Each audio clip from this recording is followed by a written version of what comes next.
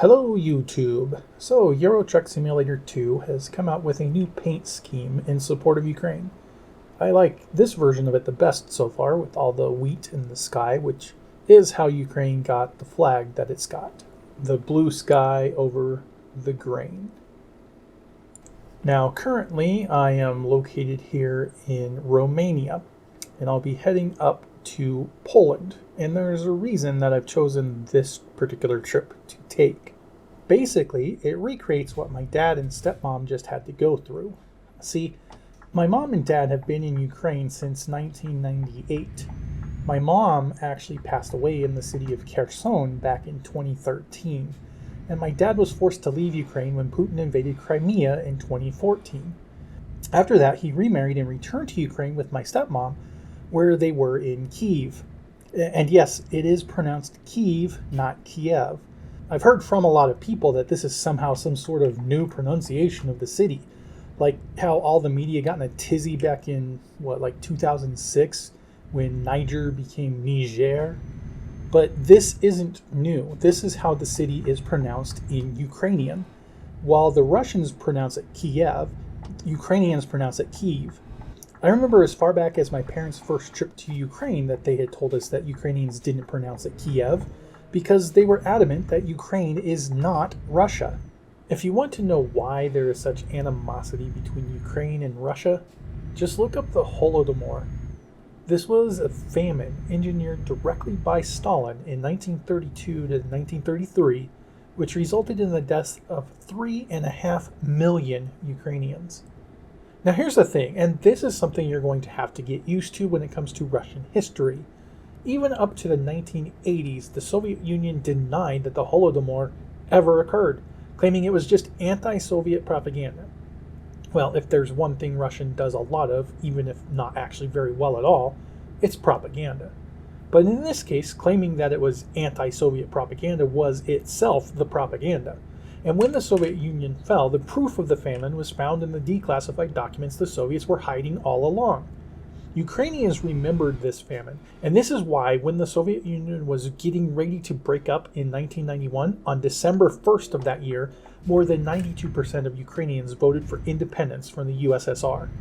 Consequently, on December 21st, just 3 weeks after that vote, the Soviet Union officially dissolved and formed the Commonwealth of Independent States, or CIS. Importantly, Ukraine was never a member of the CIS. This is how strongly they wanted their independence. But by the same token, Russia wanted to get Ukraine back. And when Putin gained control of the Russian Federation, he began to use his influence from back when he was in the KGB, yes, he was in the KGB, to try to manipulate people, especially government officials.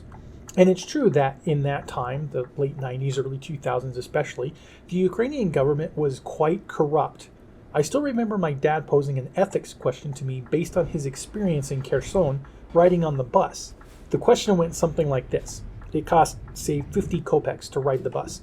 The driver, and we'll call him Dmitry, says, "The machine for the fare isn't working. Just give me personally 30 kopecks and you can get on."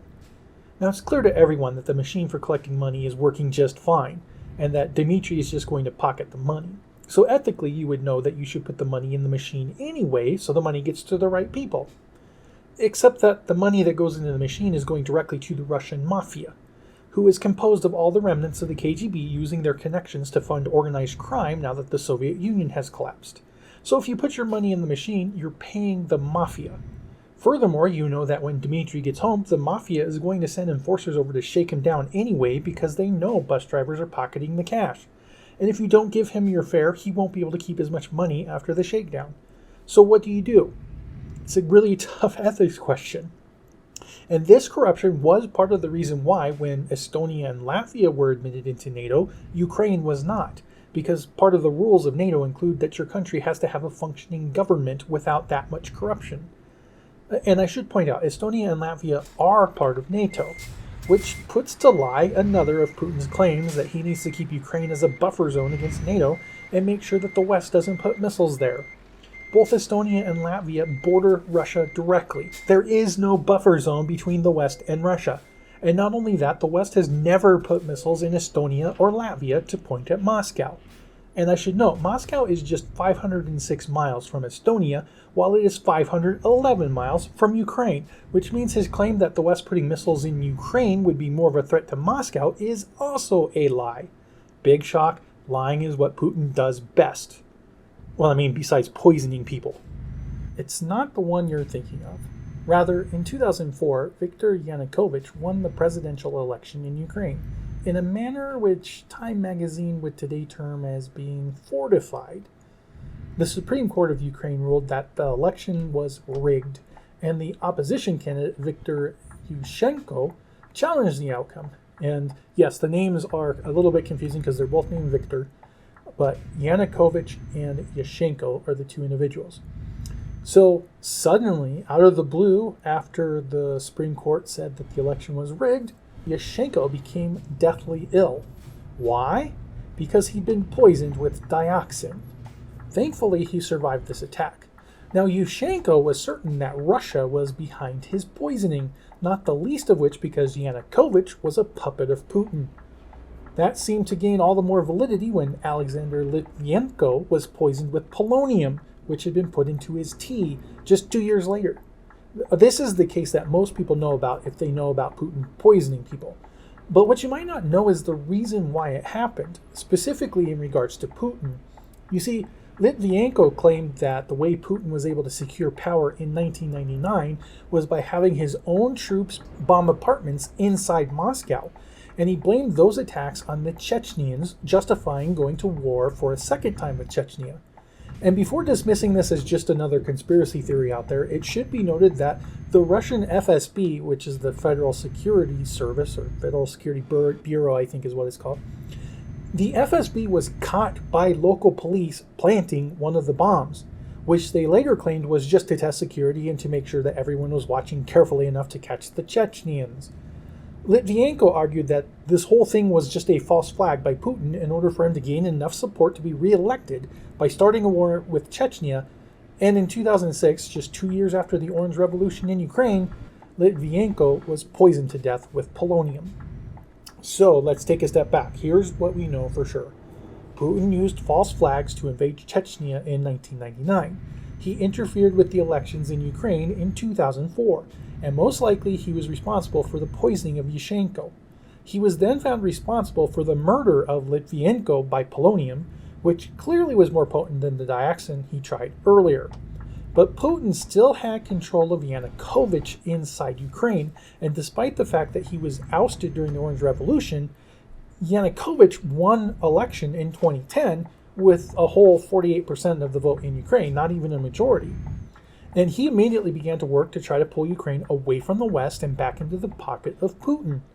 The people responded in 2013 with the Euromaidan protest, specifically because Yanukovych had pulled away from the EU and tried to get closer ties with Russia. The riots in February 2014 left 98 people dead, thousands injured, and with at least 100 still missing. Yanukovych was ousted on February 22nd by the Ukrainian parliament, and Putin immediately began to plan his invasion of Crimea that next day. Putin had just lost his puppet in Ukraine. The people of Ukraine had now twice spoken against the meat sack Putin had wanted installed to con Ukraine back into the folds of Russia. The Ukrainians weren't having it. Now, I've heard from many of my conservative friends that Crimea really does belong to Russia, that the people in Crimea had actually voted for the annexation. Technically, that occurred if you believe Putin, but this kind of ignores the timeline of what happened.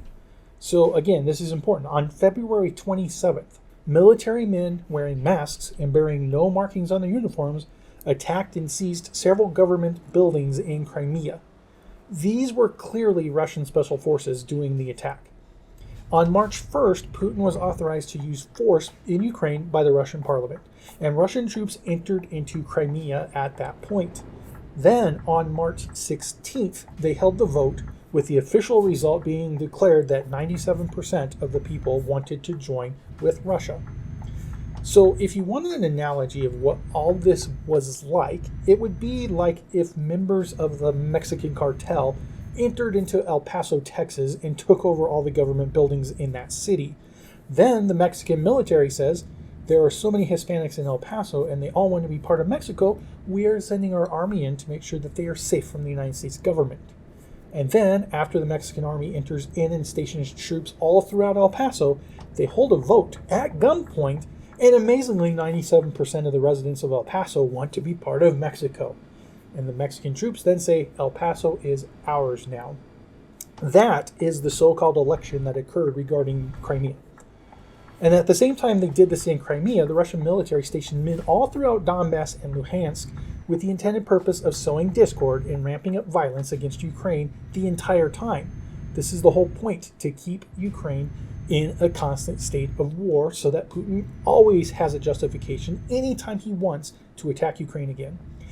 This is the exact same tactic Putin used against Georgia earlier in 2008 when he claimed he had to protect the Russian citizens from the government of Tbilisi. The playbook hasn't changed at all, because if there's one thing Putin is, it's not creative. Now look, I understand why so many of my conservative friends have a knee-jerk reaction to whatever our media says. The media here in the US lies just as much as Putin does. If all I had to go on was what the media reported, then my initial reaction would be the same as many of my conservative friends. The media says Putin is bad. All the leftists say Putin is bad. Therefore, the enemy of my enemy is my friend, and Putin must be in the right. But this is a grave error in this case. Putin is an evil man, a schemer with a worn-out playbook. And the media only accidentally is right on this issue this time around because they spent so much time demonizing Trump and pretending Trump and Putin were best buddies that they automatically opposed Putin because of Trump. Well, Trump and Putin were never best buddies. The Russian disinformation campaign in 2016 was actually bought for by Hillary. And again, the media only happens to be right on this issue by accident.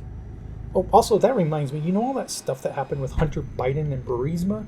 The corruption then, which many conservatives are using to say that Ukraine is getting what it deserves now for messing up the 2016 election? Well, that was under the previous administration to Zelensky. Zelensky wasn't president of Ukraine until 2019, and he went after those who had been corrupt before. And is he perfect? No one's perfect. But when I heard Tulsi Gabbard say that Zelensky imprisoned the previous opposition leader and therefore is acting just like Putin, and all the conservatives that I know online are suddenly agreeing with what that liberal said, I could only shake my head. Do you not remember? Lock her up! Lock her up! All those chants in 2016? How many conservatives would have rejoiced at Hillary going to jail? How many today? I mean, clearly the answer to that is all of them. Would that be the same thing as being Putin then? Or would you not agree a corrupt politician actually going to jail for a change is a good thing? So don't let your bias against the media, which usually is a fairly safe bias to have, dictate what you think about here. The information about Ukraine is out there, and you can talk to people who were actually in that country. You can see the atrocities that Putin has committed every year of his reign, how little respect he has for the rule of law, changing the constitution of Russia so he can just keep being president there, jailing everyone who speaks out against him, beating protesters against the war, murdering the opposition. In this case, the media isn't completely wrong to oppose Putin, and Zelensky is actually the good guy in this battle. And by the way, I also have to point out the extreme irony that I see all the time. We need to put in a no-fly zone over Ukraine. This is what the media is currently reporting. So the claim is if we impose a no-fly zone, then it'll cause World War III. And all this bickering overlooks a rather important salient fact. You know what a no-fly zone is, right? It's where a country says, you're not allowed to fly in here, and if you do, we'll shoot you down, and it'll be an act of war. And you know who has said that? Russia.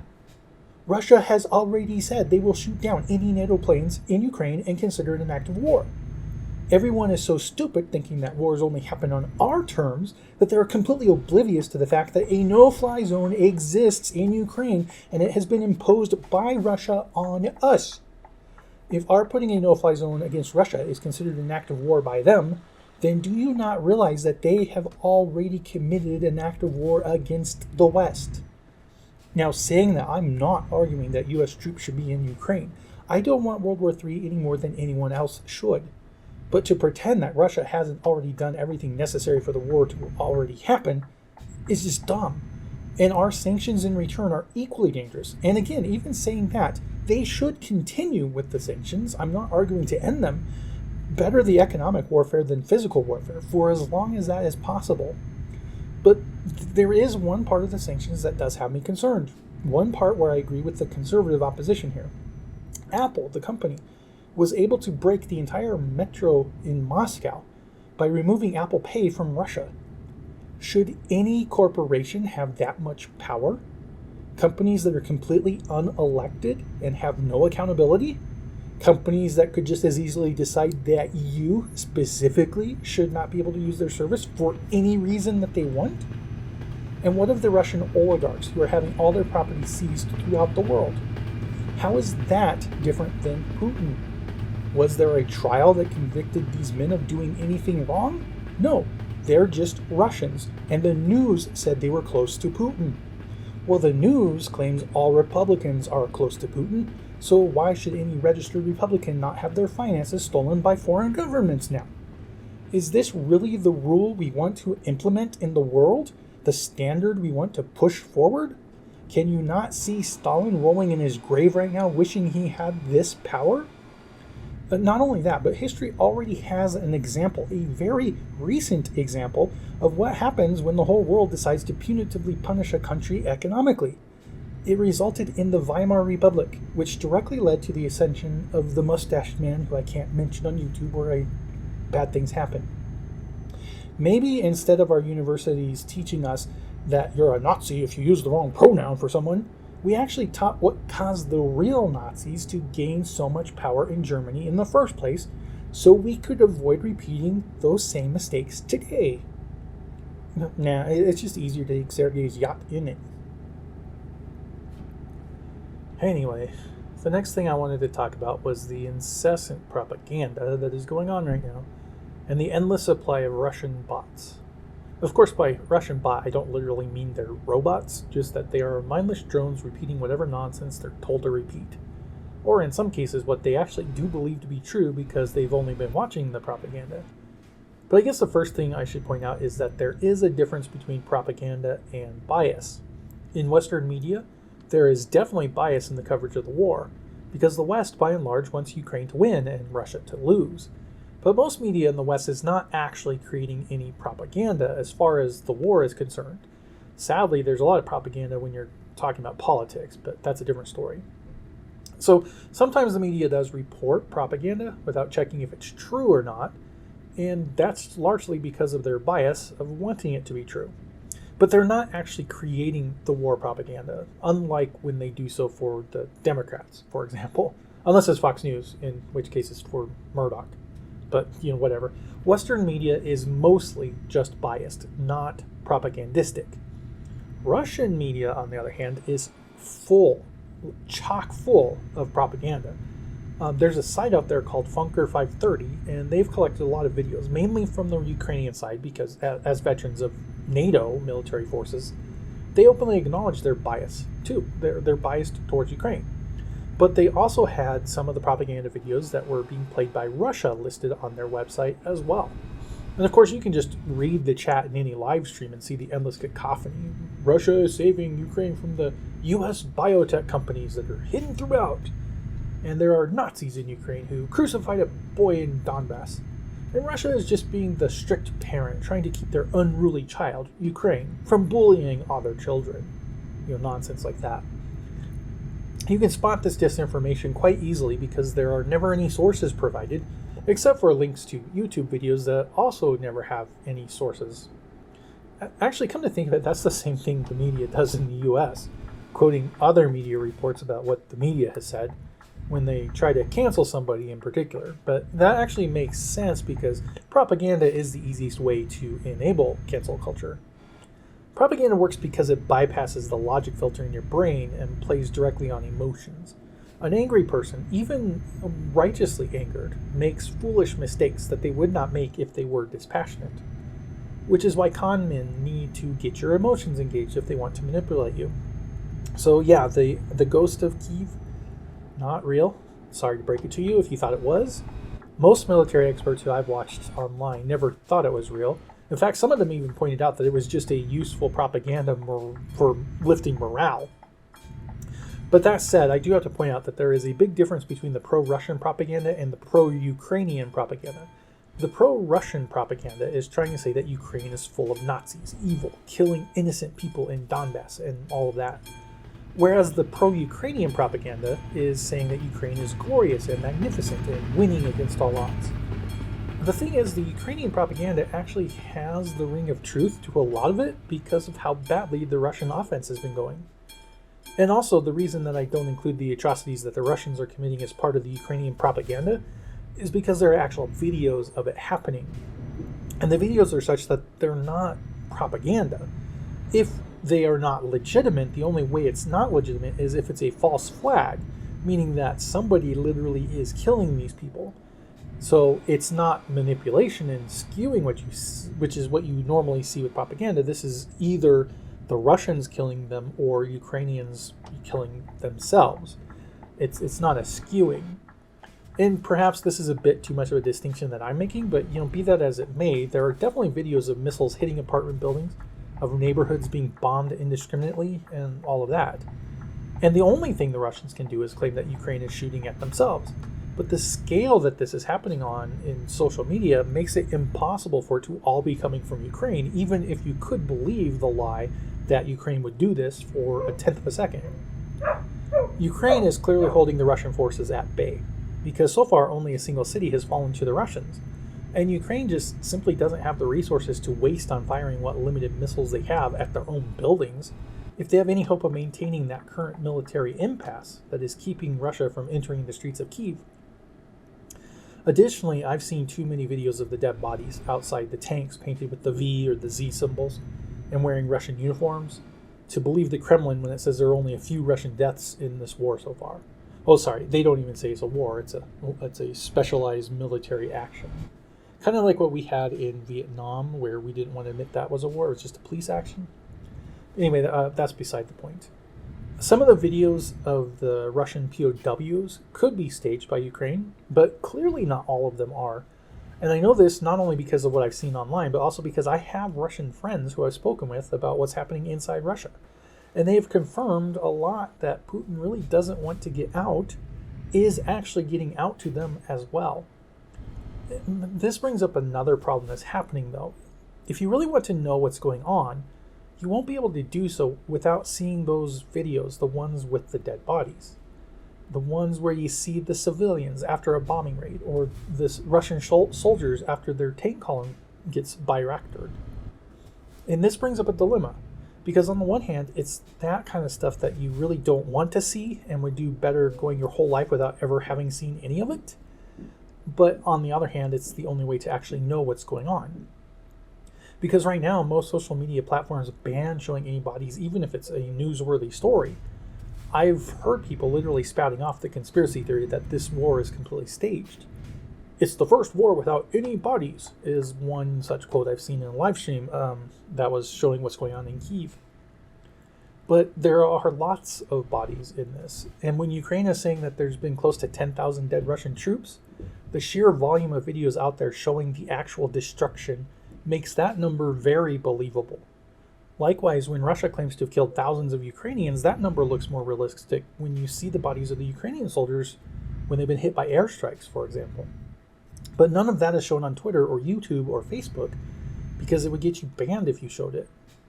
And as a result, we simultaneously have instant information about the war being filmed from virtually every angle possible, given the fact that almost everyone involved in it has a cell phone with a camera. But at the same time, it's also the most censored images that get through. You can see the destroyed vehicles and buildings, but not the dead people. The actual part of war that is evil. Anyway, I'm not arguing that social media should change the rules on this. It's definitely not the kind of thing that you want to have children see. It would traumatize them. And I hate the fact that since 2001, I've been bombarded with images of the dead from 9/11, and then the terrorist beheading videos, the dead in Iraq and Afghanistan, all of the constant warfare that, literally by the time we get to today, I can look at a video of a Russian column destroyed outside Kyiv by RPG fire, and it's like looking at a scene from Hacksaw Ridge instead of knowing this is real life. Being desensitized to it all really does suck, because that's the first step towards treating the enemy like the other instead of like human beings. And the Russian people are not the enemy here. As I mentioned, I know several Russians online, and every single one of them I've spoken to is anti-war. They don't like what's happening. And that's before getting into the sanctions even, which are definitely hurting them. Primarily, the people I know are those who get their income from being online, specifically doing teaching and classes with foreigners outside of Russia. Now, I can't give too many details because it wouldn't be safe if word got back to Putin about the sorts of things they've told me. But suffice to say that several of them have literally just become completely bankrupt because all of their income was from foreigners. They literally have no job within Russia at the moment, and all the money that they would have been receiving is now frozen. These people are against the war, but now they suffer. Not as much as the Ukrainian mother who just lost her son and is watching her apartment collapse in rubble, but it's still legitimate hardships for those in Russia as well. And I'm not trying to make it equivalent, just noting that it does affect both. And I don't want to try to poison their minds against the West, because these are the Russians who are closest to the people outside of Russia itself. They would be the ones who could help westernize Russia. But, and again, I apologize because I'm kind of rambling a bit here. This does bring me to a different point I wanted to talk about. Is it really a good thing for us to be importing Western values into Russia right now anyway? I mean, what are Western values? The rainbow flag? Pronoun wars? Is that something worth pushing into a foreign country? This is what makes it so much more difficult today than it was when the USSR attacked Czechoslovakia, for example. Back then, Western values actually had something valorous attached with that value, something objectively better than what the Soviets had. Today, though, our culture is nihilism. We export class envy, social justice, critical race theory. You know all the stuff that sprang from the mind of Marx? What is the difference between Putin and the West right now in terms of what culture we are seeking to impose upon the other team? Sadly, it appears to me to be roughly the same on both sides, at least insofar as our ruling classes go. The people of America are still largely connected to their roots, albeit less so than we were 20 years ago, but the same could be said of the people of Russia. I'm just praying the propagandists, who now have so much more material to work with, are unable to spin too many webs of lies to further divide the people under the name of the government regime they serve. Anyway, I started this off by mentioning my parents, and I want to just mention how everything went for me on that. Just as I'm not trying to say there's any kind of equivalence between what the Russians experience via sanctions and what the Ukrainians are experiencing via the horrors of war, I'm also not going to say that anything I experienced was anything at all like what either of them are going through. But it's still my story because it happened to me. The first thing, as I mentioned, my mom died in Kherson back in 2013, before the invasion into Crimea. She was walking behind my dad, and my dad didn't see exactly what happened, but he heard her fall. And when he turned around, she was lying on the sidewalk with her leg twisted backwards, blood pouring out from her knee. And it turns out that when she fell, her leg had broken and it severed her femoral artery.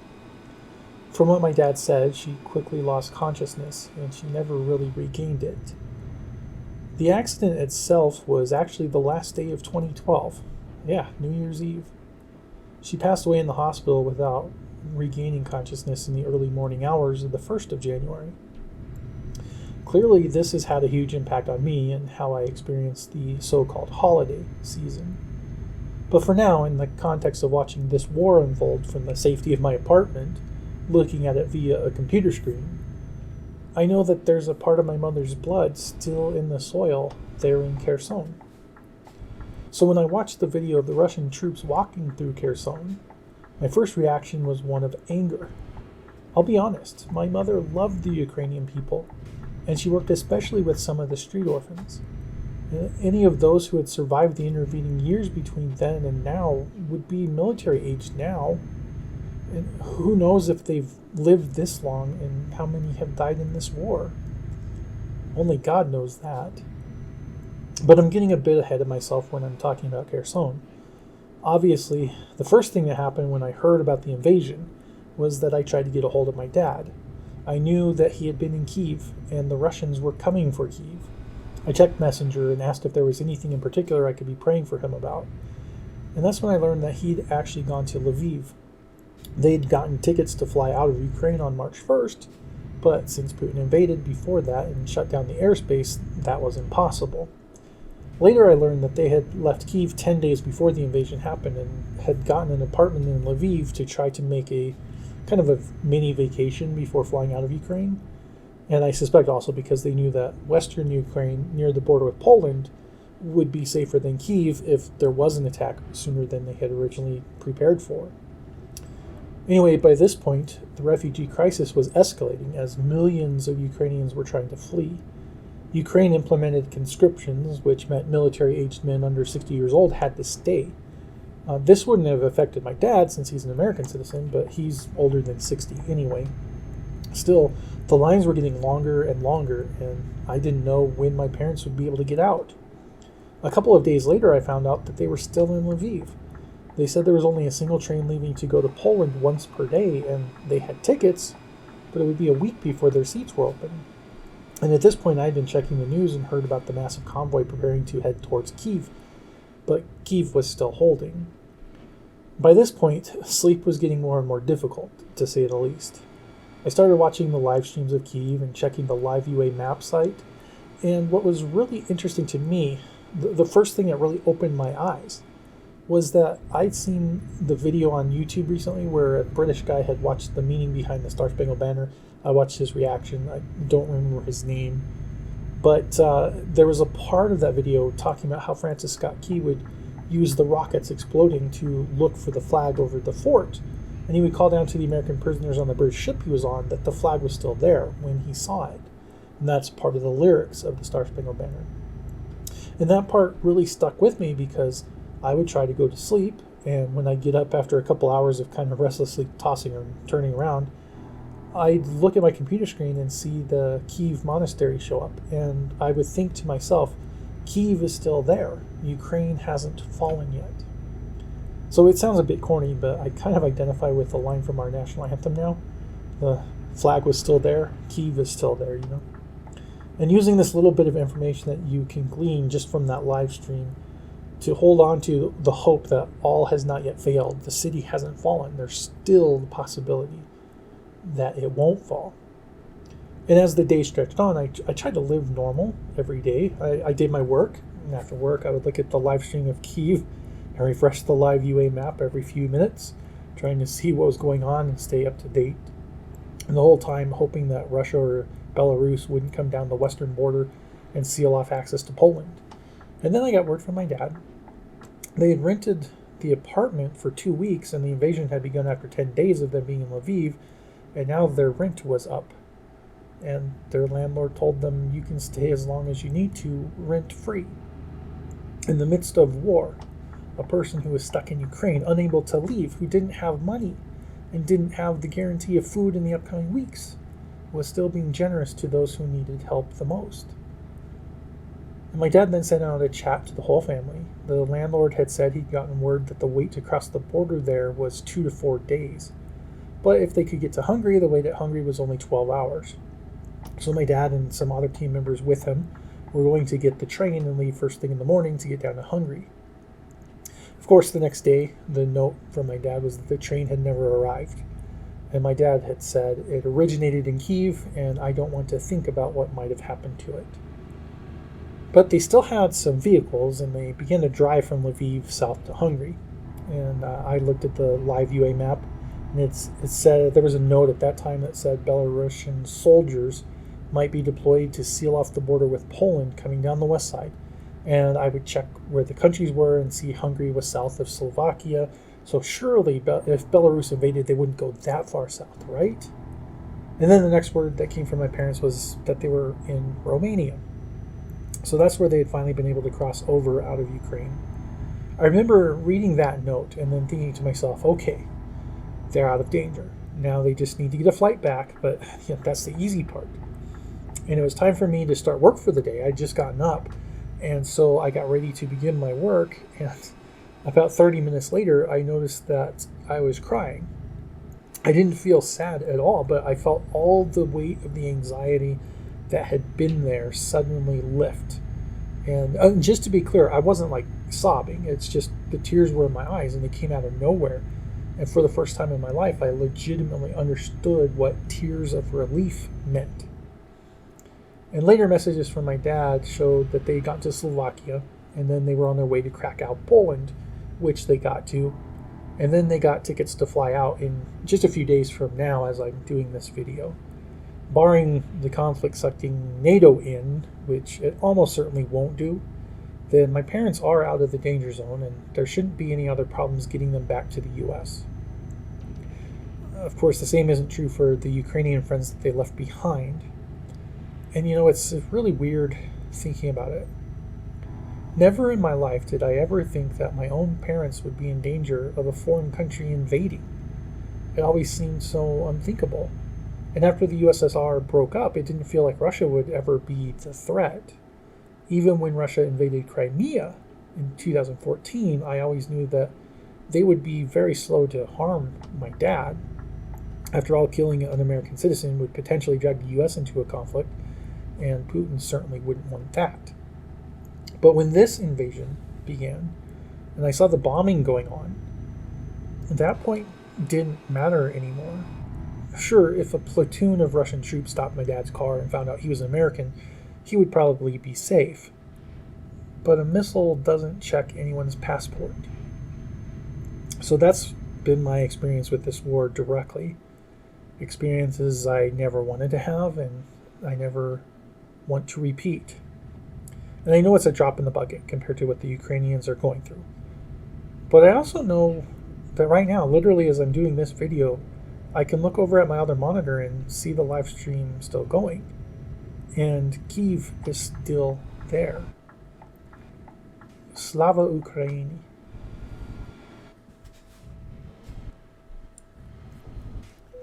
Anyway, I think I'm probably done talking for now. But I'll go ahead and just continue this trip and go ahead and park in Krakow. Well, actually, I'm missing Krakow, the other city near Krakow in this game. So you guys can watch it, or if you're only interested in what I had to say, well, you can end the video now. Either way, I do hope you have a wonderful day, and I hope that the war ends soon. Peace out.